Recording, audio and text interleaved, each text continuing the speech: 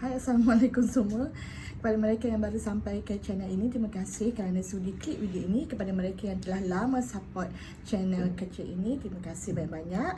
Dan seperti biasa, hari ini saya ada satu alat untuk digunakan dalam proses penyusuan bayi. So kat depan saya ni kita ada Avon bottle brush set.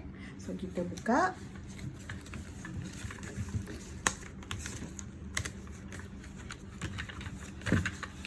Dia datang dalam 6 in 1.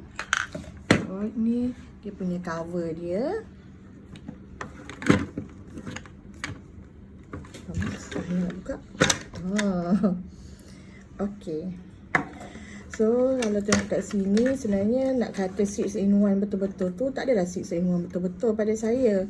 Okay, kalau kita ambil yang ini adalah brush bottle. Okay, so kita boleh guna untuk botol yang pendek dan juga botol yang panjang. Botol pendek kita boleh je lah guna macam ni untuk brush bottle tu sebab dia besar. Kenapa besar? Sebab Avon punya botol memang besar kan, dia punya bukaan tu. So kalau kita nak basuh botol yang lebih panjang, kita boleh sambungkan dia dengan penyambung yang ini. Okay, so dia akan jadi panjang lah. Jadi kita boleh brush botol yang lebih dalam. So, kemudian kita ada ini. Ini adalah pembersih puting.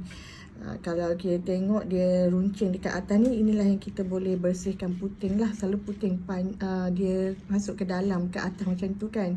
So ini adalah untuk bersihkan puting. Okay, yang ini untuk kita bersihkan di celah-celah, mungkin di leher botol ataupun dekat puting kan, sekeliling dia tu ada bulatan yang kecil-kecil pun kita boleh korek-korek lah pakai benda yang ini. Okay, sebenarnya benda set ni adalah untuk travel. So yang ini botol kosong lah dia bagi.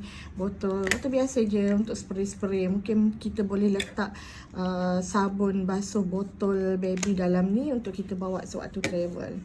So yang ini dia sebenarnya boleh digunakan untuk pengering botol. Okay, sebagai contoh, kita boleh letak macam ni dan lepas kita basuh botol, kita letak botol kat sini. Ataupun satu lagi tempat yang kita boleh gunakan adalah di sini, di dalam tutup dia ni. Dalam ni dia ada macam satu lubang kecil, kita boleh pacakkan benda ni. Oh, salah, terbalik. Dia pacakkan benda ni. So kita pun boleh keringkan botol kat sini.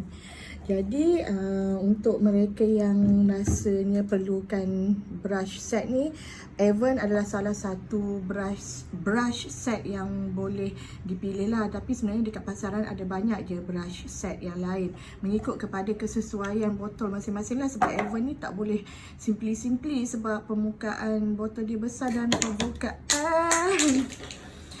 dia punya ni pun besar juga. So itu saja untuk hari ini. Terima kasih kerana sudi menonton. Jangan lupa subscribe, like, share dan komen.